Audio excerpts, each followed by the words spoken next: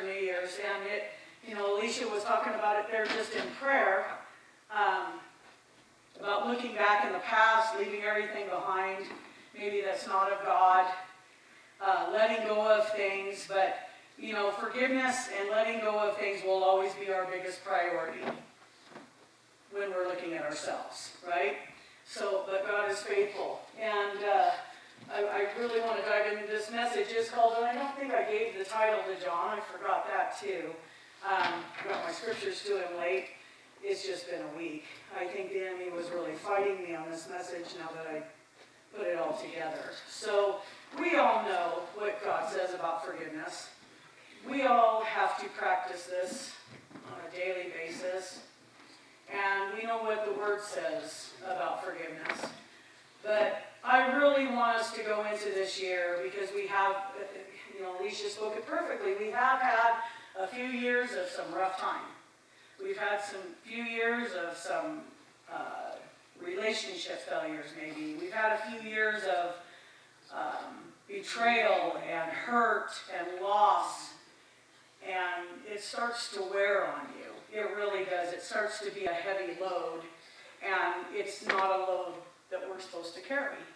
So I was really thinking about this because I'm always bringing myself before God. I don't believe I'm paranoid, but I don't want to be a person that's deceived. I don't ever want to be deceived of my own self that maybe I'm not carrying something God asked me to get rid of. I don't want to be deceived that I'm seeing things through maybe a lens or a veil and that I'm not really seeing truth in my life. When you see other people that are highly deceived, that's what brought me to that place, that deception can really lead us into some bad places. And I don't want to be there. And then I started thinking about forgiveness, and in the world that we live in is just such an angry, bitter world, and everybody wants to hold grudges, and we're living in these societies, but we're not of this world. So I really thought on this message, I pray that this blesses you and you look at it in a different light, but it's going to be a really good message. So I know I spoke of my dreams before. If I did tell this dream before, I don't remember it, just bear with me. But God, in a season of my life in 2017, I was really seeking out Him cleansing my heart, really seeking into those deep places that He could open up and expose that sometimes we don't realize are there. And I was reading Katie Souza's book at that time called Healing the Wounded Soul. And she talked about in this book that kind of like if you just closed your eyes and you pictured your soul or your heart, that you could picture this room, or you could picture this hallway or a round room with lots of doors, or a hallway with lots of doors, and each door, behind each door is something that we have closed off or shut out, or it's not really the best places in our life, but we just shut that door and we don't want to go in and visit that room again. And what it was dealing with those hurts that you kind of had to take a tour of now those rooms that God showed before you. When you go in a door, God would show you what was behind that, what was hidden, maybe the hurts that were buried, or the things that you did. And He would expose these things, we would deal with them, and that's what I was doing with the Lord. And I was getting these very vivid dreams at these times. Well, I had a dream about my past. Now this is well over 35 years ago, maybe longer. When I left Rollins, I went to Bakersfield with a grand illusion that everything was going to be great again. As when I was a child, I was very deceived. I knew God didn't want me there after I came back home. But this dream was in 2017, and the effects of it were something that happened over 20 years ago from 2017. It was 20 years later God brought this to my attention because I was asking Him to give me dreams, to give me visions, to give me things that He wanted to deal with in my life. And He gave me this dream. I was in this old drug house I used to be in. When I was in Bakersfield, I was no stranger to drugs and alcohol and things like that. And I started selling drugs too as well in Bakersfield. I was selling cocaine. Not my proudest moment, I have to say. Besides, I used it. I figured it was pretty easy. I could just sell it, have my own. I'm just being totally honest with you. And as any addiction, it soon grabs you, binds you, and holds you in its death grip. But I had this dream, and all of a sudden I was back in this drug house. This was the party house. This is the place we went. We could buy anything there. We hung out there. We drank there. We partied. It was the drug party house. So I'm back in this house, and I'm with an old member of our church, and I'm in there, and the dream is very dark. It's very dreary. It's got that evil presence on it. Because my dreams with God, when it would be good, would be very bright, colorful. And so I could sense this in my dream. And I walk into this house, and there's all these people that I used to party with. I knew who everyone was. They had on a masquerade mask. So, anybody else looked at them, they wouldn't know who they were. But I knew who each person was, and they were like standing in a line. And they were all just looking at me. And I sensed that this is not good. This is really not good. Something is going to happen. And I had this feeling, and the person that was with me said, Kathy, we got to get out of here. We got to get out of here now. And we turned around, and I had to go through these extremely thick double doors, wooden doors. They were probably like that thick. And we had to push with all our might. And God always has a purpose for everything he puts in a dream. So I was thinking about that door too, but we pushed through it, and we were on the other side, and we're trying to shut it, and then we put like the bar down to secure it, and things started hitting the door from the other side. And the person looked at me and said, I think that they would kill you if they could. Because things were hitting the door. There was like, you could hear rocks hitting the door, you could hear arrows, bullets, everything was hitting those doors, but those doors were so thick that they couldn't penetrate it. And we took off running, and all of a sudden I'm in a canal. Those canals in California where they would have the races and things like that. We're running up this canal, we go up the side, and all of a sudden there's just a beautiful lake, and I'm like, wow, how did I get here? And boom, I wake up, and I'm sitting there going, okay, because I would wake up, discuss my dreams with God, and he would walk me through stuff. So when I'm going through this dream, and I woke up and I was like, Lord, that is definitely about my past. It was not good. It was a very dark place. But I don't hold anything against these people that I was in a really abusive relationship. I was like, I don't feel like I'm holding any unforgiveness or anything against these people for what happened in the past. I mean, I just feel like I never carried any of that into my future. And God, as he always does, brought some conviction down on me, and he says, well, Kathleen, you've never repented for your part of it. And I hit my knees, and I knew what he was talking about. And he did it in a very gentle, loving way. He says, you know how many lives you hurt by selling drugs?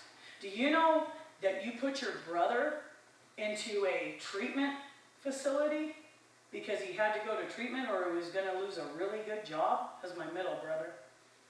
He says, you hurt and caused a lot of damage yourself. And I believe me, I was totally unaware of it. I mean, this was that light bulb moment, and I just repented before the Lord, and I apologized for the selling of drugs. I apologized for the people I hurt. I apologized for the people I've obviously, got addicted on those things too, and he just kind of showed me a few people in there that it really devastated their life. And so I repented before the Lord. I was grieved. I received his forgiveness, and he said, that chapter of your life is now closed. But see, this is something that was buried. I had no idea it was there. I wasn't walking in pride like I've never done anything wrong. I was totally unaware of my own sin. And you think, people will say, well, you were a believer. He forgives all that as soon as you accept Christ. Well, there is a truth to that. But there's also these things that we bury, and maybe we don't think we could be held accountable for. And God says, no, we got to deal with this thing.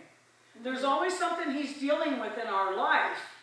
And whether it's he's holding us accountable or it's something we need to let go of that somebody else has done to us, but these things get buried.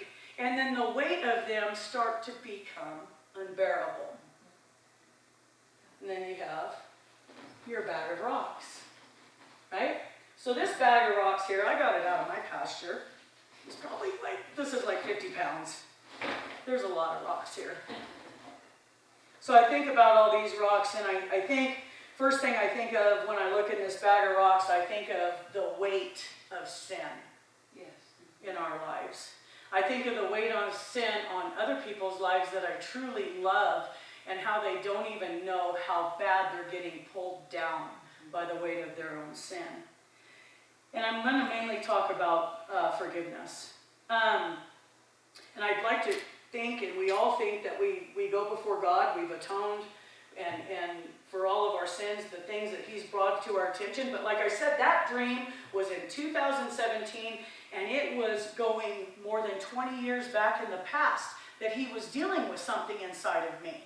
Because I was really not wanting to be deceived. So see, sometimes those things can be buried. We're not even aware of them. And I want us to go into this year with just such a clean heart and a clean conscience and say, I'm ready for whatever this year gives me. Yeah. I'm going to be that example.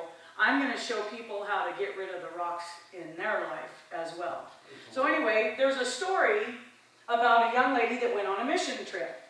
And she was with a church, I think, in Texas. And she was going with a larger trip. They were going to fly into Brazil.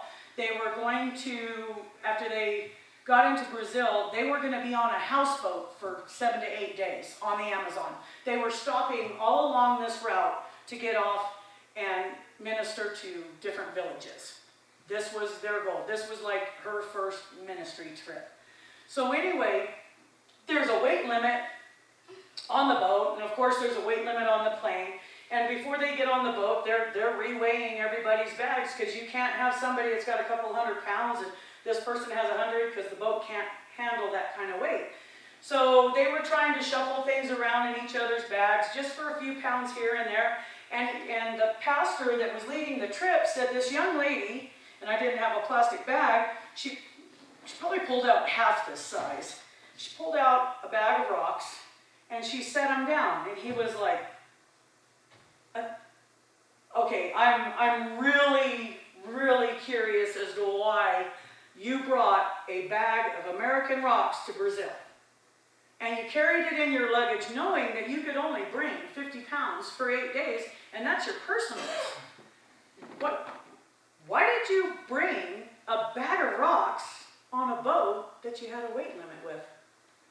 And she says, well, I'm in this Bible study right now, and what they've taught us is that we were going to take a rock and put it into a bag for every person we had not forgiven in our life.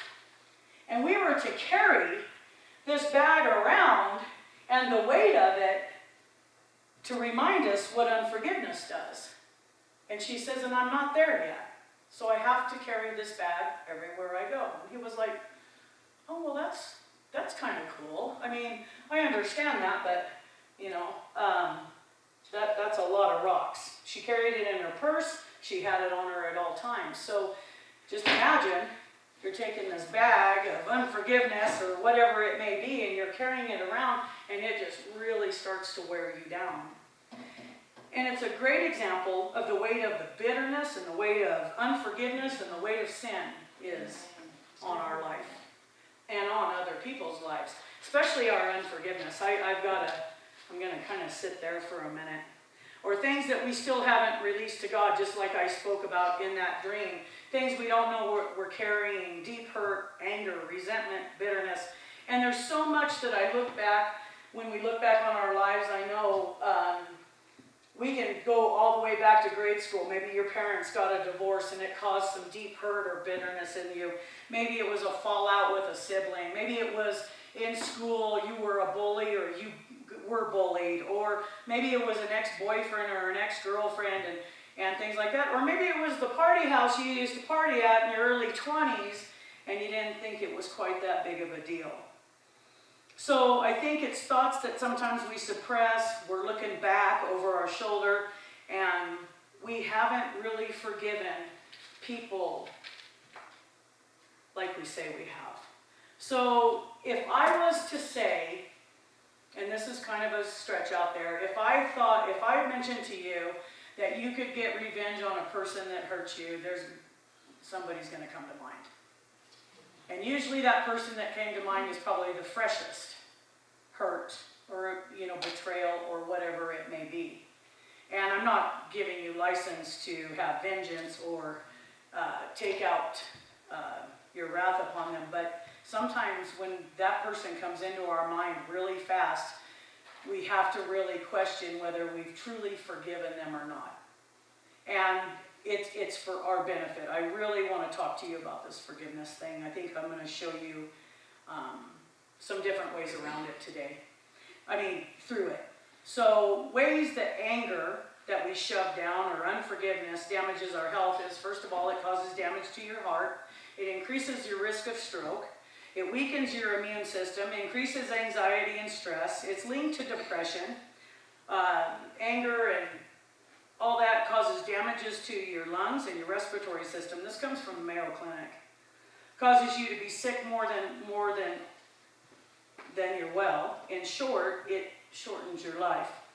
Now, their list of benefits of forgiveness is healthier relationships, improved mental health, less anxiety and stress, lower blood pressure, fewer symptoms of depression, stronger immune systems, and improved heart health and improved self-esteem. And when we get angered or we get hurt by somebody, we first always think about how it's justifiable. And it is. When people hurt us, when people betray us, and we're out in this world and people are having affairs or having these secret lives and you find out about it, it's an absolute betrayal that you will sit there and feel justified in your anger. And you are justified. You're just not justified on acting on it. But yet, if you don't work through it, then it builds up these resentments and things that we have in us. And we all seem to think individually that, well, this thing that happened to me, it's justifiable and it hurt me deeply and I have every right to hold on to this and unforgiveness and I'll never forgive them for what they've done. And that's how we truly feel when it's happened. And then we have to work through these things, and God has given us an anger for a right reason. So when you watch all these shows on TV about murders and things like that, I can't think of a specific one, but a lot of shows that I watched, at the end, after this was a couple-year process, after maybe this mother's daughter was killed and this man was now in prison, she was so angry that she didn't react out in that anger, but that anger was sitting with her, and it took quite a while to work through it, and then she says, I have to forgive. I have to forgive, or I'm going to be in bondage to this thing the rest of my life. And then once that forgiveness process kicks in, then she's able to move on and do something productive with that anger she experienced. Mm-hmm. Now she's able to maybe get a law put into effect, or stand up and support other women or children or whatever the crime was. See, that's putting your anger in a productive way. Maybe you had a child that committed suicide. You go out and you just reach out to another group, or you start something up. You're being productive in the pain that the enemy has caused. But most of the time, we're not like that. I'm not trying to beat us up.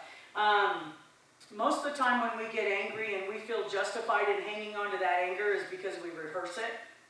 We think it over and over. We think what we should have done, should have did, should have said, on and on.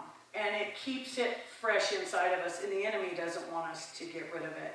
But for the most part, when it's unforgiveness, it's actually just sin that leaves us bitter and alone and carrying a load that we were not meant to carry. God said, I do not want you to carry that. A God who loves us doesn't want that for us. God has every reason to be angry at us for our sin. And we're going to go into Matthew 18, Isaac, and we're just going to do 21 and 22. That's HCSB. Then Peter came to him and said, Lord, how many times should I Could my brother sin against me and I forgive him as many as 7 times? Verse 22, I tell you, not as many as 7, Jesus said to him, but 70 times 7. You can leave that up there. So what he is saying, he says, when God stops forgiving you, then you have the right to not forgive other people. See, forgiveness is non-negotiable. I sit here and I think about older people. Sometimes I think about my mama, and I know how hurt she is, but she's harboring that unforgiveness, and it concerns me because her hurt's justifiable, but she knows the God that she serves, and she's not going to be able to enter into an eternity that God had prepared for her and have an inheritance if she's going to walk through those gates in unforgiveness.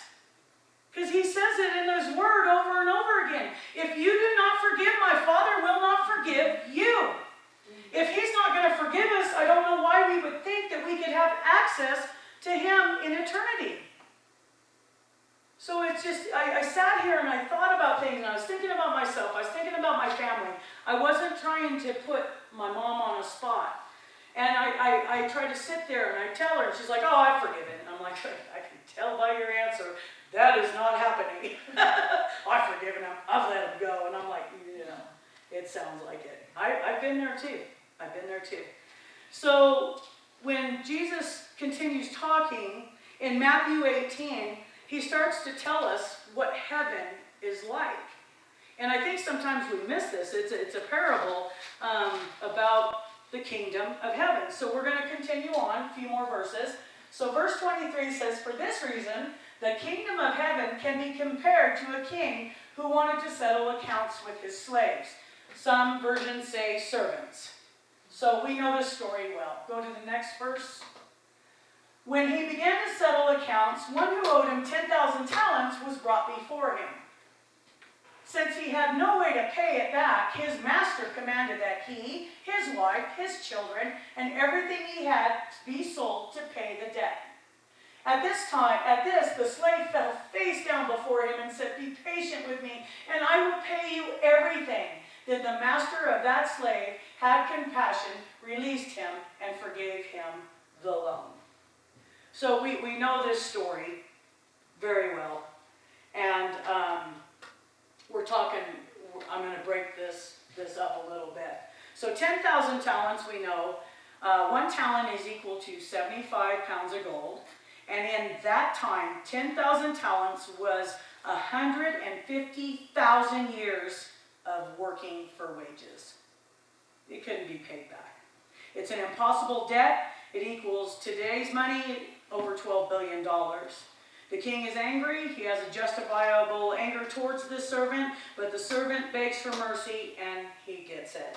And it's like, isn't that salvation? We finally come to a life that we recognize how wicked we've been, the sin that we've done, the things that we've caused. We know Jesus is our answer. We go before him. We ask him to come into our lives, and bam, it's done in an instant. And there's our salvation. He didn't put us through 50 questions. He didn't ask us who we were holding unforgiveness from. He didn't question us about our sin. He just accepted it. Yeah. Maybe some of us begged. Maybe some of us pleaded. Maybe some of us just fell in love with him.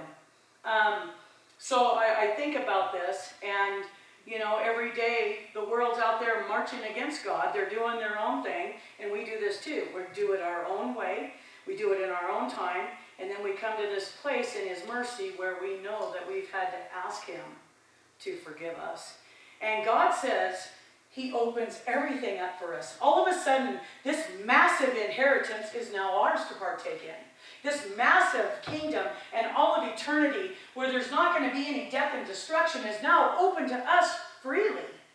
He has just now opened up the floodgates, so to speak, and said, everything I have is now yours because you asked. And it's not because of what we did, it's because of what he did with his son. His anger towards us as believers has been canceled. And God is the king in this story. We're going to come back to the last part of it in a little bit. So we hold now an impossible debt to our king. And we are given in this moment as we acknowledge that Jesus has paid that debt. He's canceled that debt. And we were always created to be in relationship with Him. And sin is every moment that we live for anything other than God's glory. So, you know, I could look back at this, and I'm not trying to just bring up our past sin and stuff like that, but if you wanted to sit here, I could probably have this church full of everything I have sinned or done wrong in my entire life. And I'm not trying to bring back things that we've done in the past. I'm just saying there was a lot of these in my life. And so we are building, before we come to know Christ, just an unpayable debt.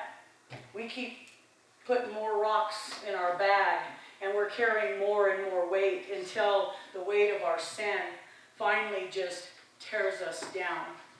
And then we try to find ways to make it up to God. We either punish ourselves or we think we need to be punished. We come up with our own ideas. A lot of people think and can't receive God's forgiveness to just move on and say, I don't need to carry that anymore. There was a man in the news, and this was a year or two ago, I think he was sentenced. His name was Larry Nassar. Do you know who I'm talking about? He was an orthopedic doctor, and he operated in several different states, and he was the orthopedic doctor on the United States Olympic team, the gymnastics, with the young girls. And girls started coming forward and saying that he was sexually molesting them. He was a massive predator. They came to find out he probably assaulted over 245 girls in his career. Okay? Not going to put much focus on him. So there was a dad in the Texas courtroom, and when the judgment was handed down, because he got so many years in Texas, he got so many years in Michigan, he got so many years somewhere else. I don't remember all the states, it's not important, but he got tried in 3 different states. He's in federal prison. There was a dad, and this dad is just grieved because 3 of his daughters was under that man. He had assaulted 3 of his daughters. And we look at that, and if we thought about it with our kids, our blood will boil. It absolutely will boil. So this father, he's like, Judge, can I have 5 minutes with him?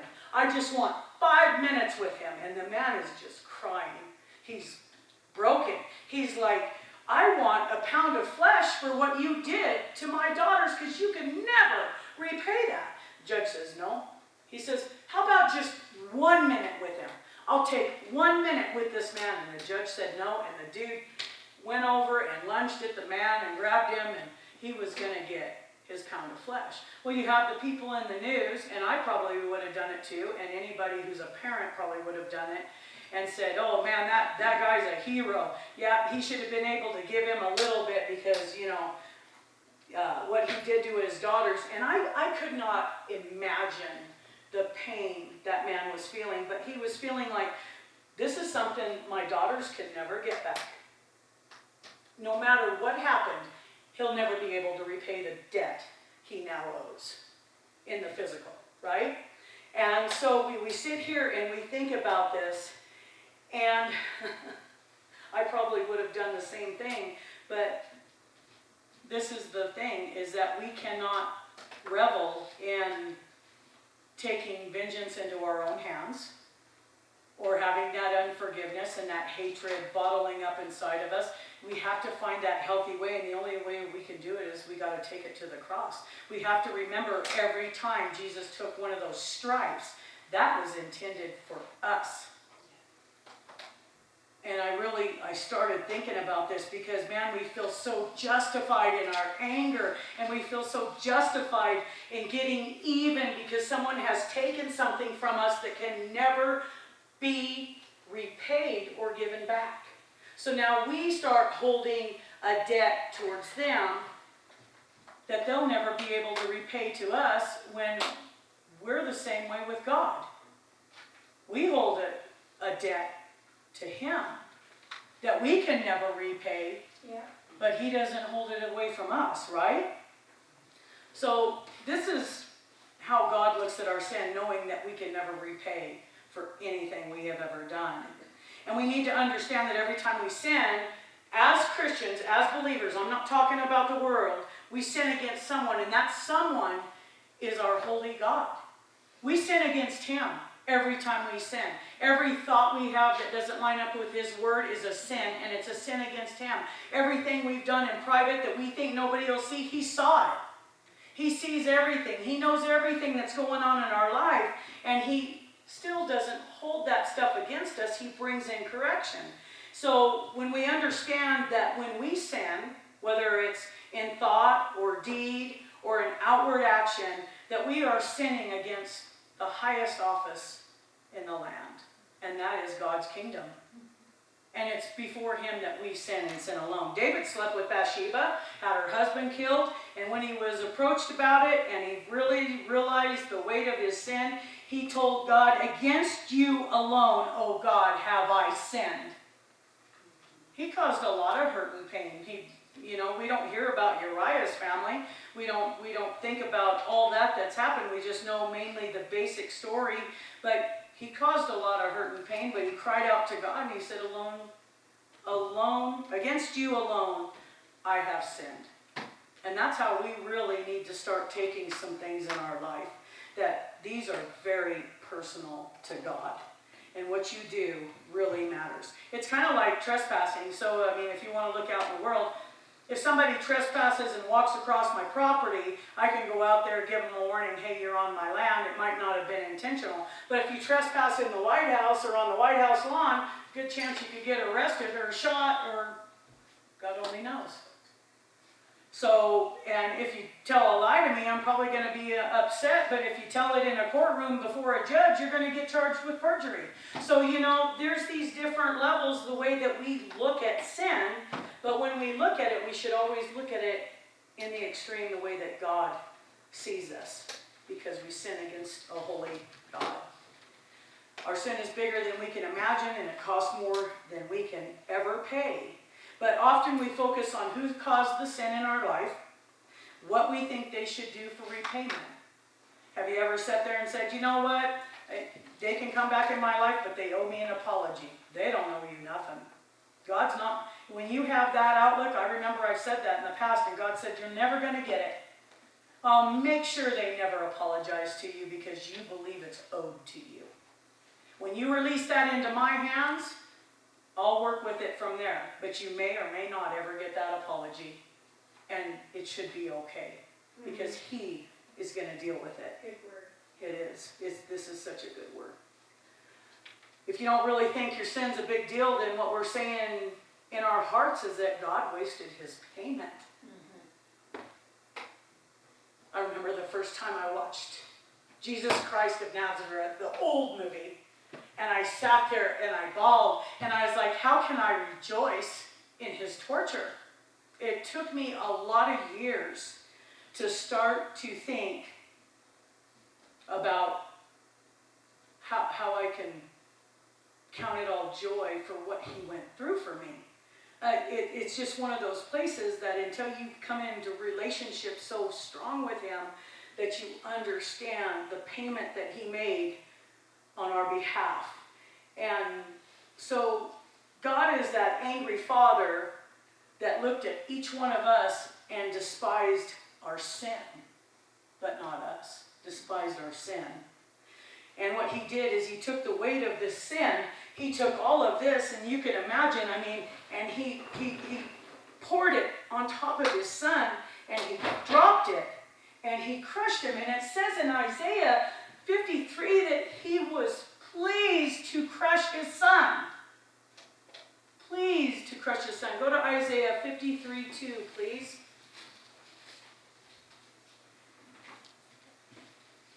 When I did this message and I was studying it out, I really understood the impact of what Christ received on that cross. He grew up before him like a young plant and like a root out of a dry ground. He didn't have an impressive form or a majesty that we should look at him. No appearance that we should desire him. He was despised and rejected by men, a man of suffering who knew what sickness was. He was like someone people turned away from. He was despised and we didn't value him. Yet he himself bore our sickness, and he carried our pains. But we in turn regarded him stricken, struck down by God, and afflicted. But he was pierced because of our transgressions, crushed because of our iniquities. Punishment for our peace was on him, and we are healed by his wounds. We all went astray like sheep. We all have turned out our own way, and the Lord has punished him for the iniquity of all of us. He was oppressed and afflicted, yet he did not open his mouth. Like a lamb led to the slaughter, and like a sheep silent before her shearers, he did not open his mouth. He was taken away because of oppression and judgment, and who considered his fate? For he was cut off from the land of the living. He was struck because of my people's rebellion. They made his grave with the wicked, and with a rich man at his death, although he had done no violence and had not spoken deceitfully. Yet the Lord was pleased to crush him severely. When you make him a restitution offering, he will see his seed. He will prolong his days, and by his hand the Lord's pleasure will be accomplished. He will see it out of his anguish, and he will be satisfied with his knowledge. My righteous servant will justify many, and he will carry their iniquities. Therefore I will give him the many as a portion, and he will receive the mighty as spoil. Because he submitted himself to death and was counted among the rebels, yet he bore the sin of many and interceded for the rebels. So God took me to this place when I was reading this, and he says, I want you to, just like everybody here probably saw the Passion of the Christ, right? Pretty graphic, pretty detailed in his punishment. He says, now, put yourself in my son's position. And I saw the spot where they chained him to that post, and those Roman soldiers were ripping chunks of flesh out of his back. Imagine that being happening to you because they wanted a pound of your flesh. Constantly whipping and beating, and he was taking this, and he never did anything to deserve it.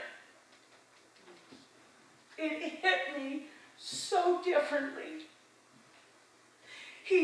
After he was whipped and his back was flayed open, he had to go and be nailed to that cross and carry that cross up on that hill. And while the while people are picking up stones this big and they're chucking them at him, they're hitting him, they're spitting on him, they're calling him names, and he's walking through all of this for me. It hit me so different because that was supposed to be me. And he took that because he loved us, and God was pleased to crush him in our place so that we could all have that spot in eternity. It absolutely just drove me to my knees. When you sit there and you start to put things into their proper perspective, and I guess I'm not trying to say that we don't take our sin seriously, but I think sometimes we just kind of blow it off. And we don't realize the debt we owe God.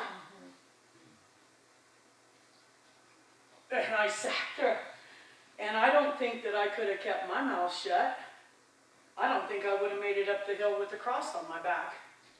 But yet he still persevered all that way, and then his last words were, Father, forgive them.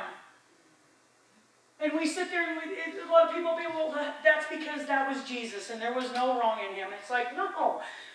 When you really want to switch places with him, and you understand what you deserve, that it's death and eternal separation from God, and every stripe was intended for you, but now by those stripes you're healed, it sits differently. Who am I to harbor unforgiveness when he has told me I must forgive if I want my Father to forgive me? Yeah.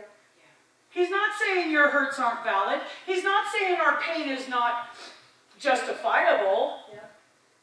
But he's saying there's just a better way that I want you to live so you can be free from carrying the weight of this thing around. This is massive. I probably only have a half a bag of rocks, and that's like 50 pounds. He says there's just a different way. So Isaiah really struck me different. I've heard it before, but in all this study, I sat there and I just wept. And it gave me a greater appreciation of what Jesus truly did for us. So I want to go back to Matthew 18, verse 28. We're going to finish the story about the wicked servant. But that slave went out. This is the one that's been forgiven much. He had the $12 billion debt. He was forgiven. He went out on his way. And so that slave or servant went out and found one of his fellow slaves who owed him 100 denarii, probably like $100 in our time, in our money. He grabbed him, started choking him, and said, "Pay me what you owe me." But at this, the fellow slave fell down and began begging him, "Be patient with me and I'll pay you back." But he wasn't willing. On the contrary, he went and threw him into prison until he could pay what was owed. When the other slaves saw what had taken place, they were deeply distressed and went and reported to their master everything that had happened.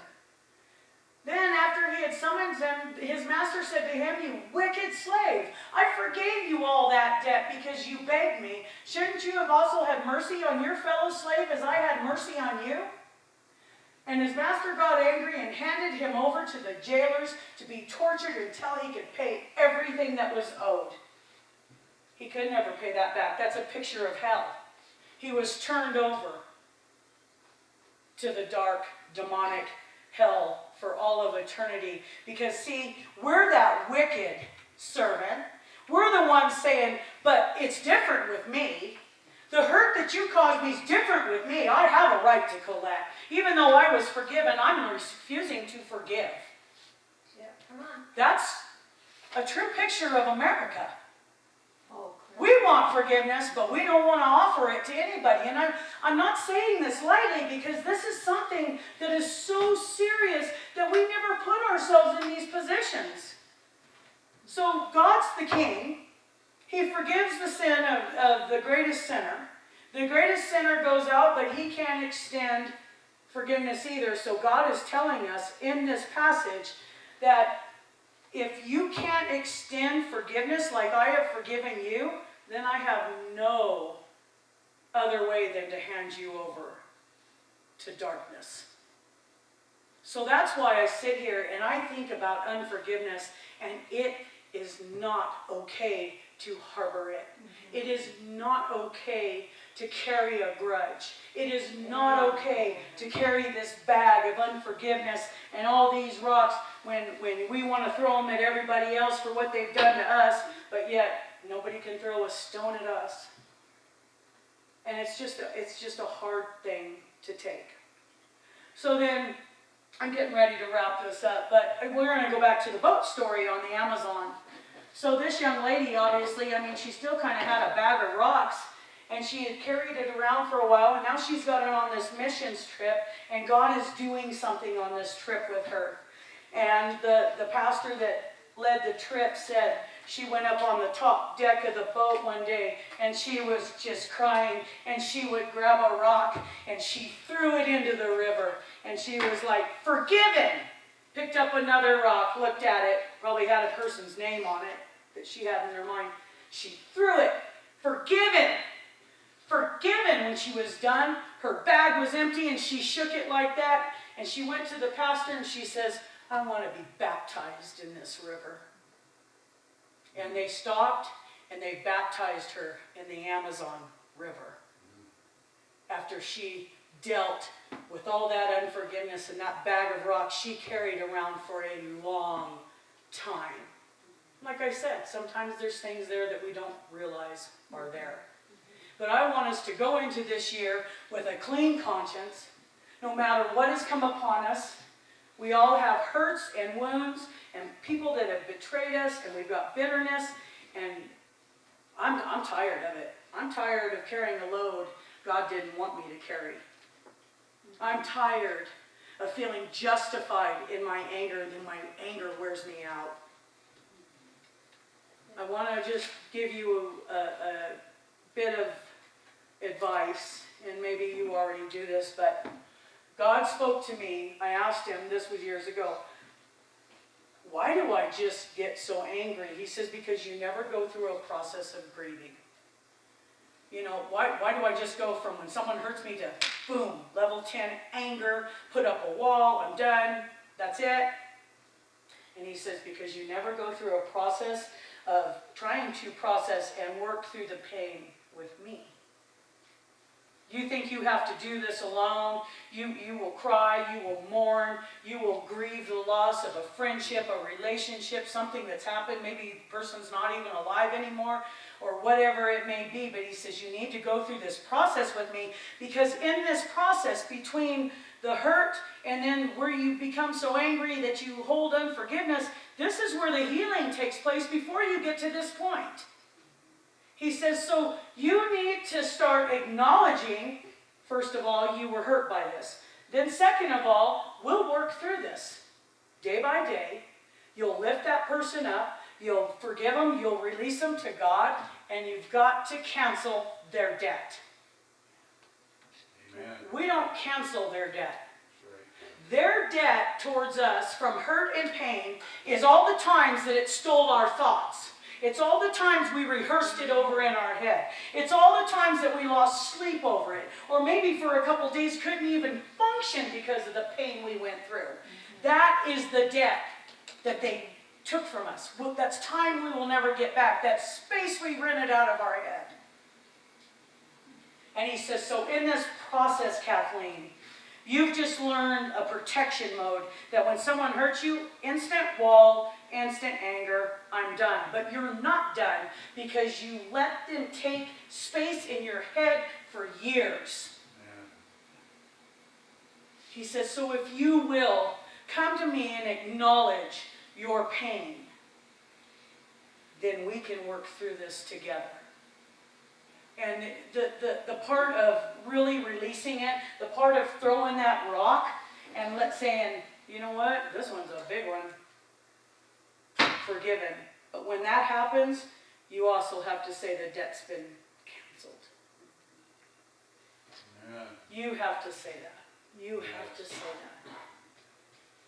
Because if you don't cancel the debt, it remains an open wound.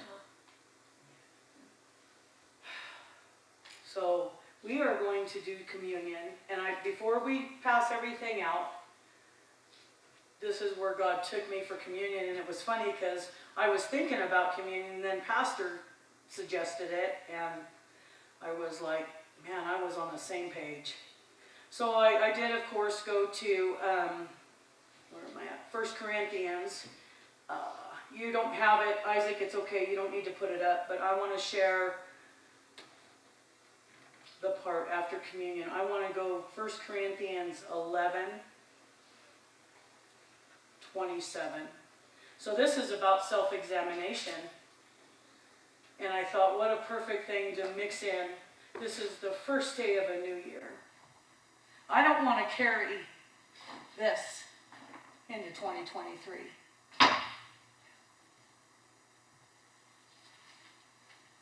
I don't want to look over my shoulder back into the past. Therefore, whoever eats the bread or drinks the cup of the Lord in an unworthy way will be guilty of sin against the body and the blood of the Lord. So a man should examine himself. In this way he should eat the bread and drink from the cup. For whoever eats and drinks without recognizing the body eats and drinks judgment on himself. This is why many are sick and ill among you, and many have fallen asleep. If we were properly evaluating ourselves, would we not be judged? But when we are judged, we're disciplined by the Lord so that we may not be condemned with the world. So if we were properly evaluating ourselves, then we are in a place that God will bring in discipline and correction and healing. But when we're not, and we partake of this communion, It just stinks in God's nostrils that we come up here and we proclaim the communion with his blood and his body and what he did for us while we're harboring unforgiveness or something in our hearts towards someone else, and we've just drank a cup of judgment to be brought down on us. It's very serious when you take communion, and I know that Pastor has brought that up quite a bit when we do take communion. So I right now, before we pass out the cup and the bread, I want us to all close our eyes, and I'm going to say a prayer over us, and we're going to release everything before we partake in the communion of the Lord today. So Father, I just thank you for this word. We are living in a time in a world where offense is rampant. And we know that we're not of this world because we belong to you and we are hoping on eternity with you, Lord. But I pray right now that every person in here and every person that hears this message, Lord, knows maybe who they're harboring or somebody that owes them a debt that they can never repay back to us. Maybe we're harboring unforgiveness. Maybe there's a fresh wound there. Maybe there's old wounds there, Lord. I'm asking you to bring those to remembrance right now in this body. And Father, we're going to lift these people up to you and we're going to set them at your feet. We are going to give them over to you and we say the debt is canceled. There will be no more payment demanded. So Father, let us take this seriously because I don't want to be arriving at heaven and Jesus says, away from me, depart from me, I never knew you. We cannot enter the gates of heaven with unforgiveness in our heart, Lord, so we lay that down. We ask you to forgive us for the things that we've held against others. We say that we don't hold things against other people, but we really do in our heart, Lord. If there's a path that you need to bring with healing inside of this body, with anybody here, Lord, I pray that you whisper that in their ear and that they take that time and they set it aside and they work through this thing with you because you are so good. We're going to examine ourselves right now before we partake of this beautiful, beautiful practice that we take when we take communion together. So, Father, let us not go unexamined. May you speak to each and every one of us, and we lay that down right now, and we ask you to forgive us for holding debts against others when you have wiped our debt clean. May we take this so seriously this year as we step out into 2023, that we can walk in more power and more authority, and we can tell people in our lives and the paths that cross us how to get rid of that bag of rocks they're carrying. Oh, we just thank you, Lord. Thank you for this message to start our year off right on a good foot. With forgiveness on our tongues and our lips at all times, Lord. And will you remind us, Father, when we slip and we start to fall back into old thought patterns and we start rethinking the debt somebody owes us, will you cut us off and say, no, we took care of that.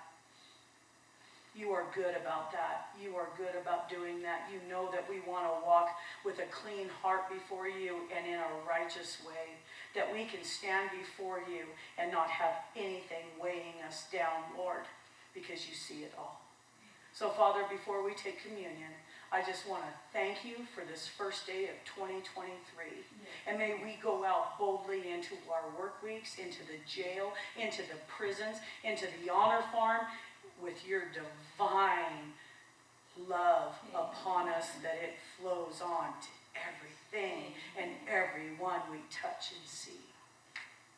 May we be true carriers of the Holy Spirit and your light and your love. In Jesus' mighty name I pray. Amen. So we are gonna take communion. Levi, would you and Isaac like to pass that out? Or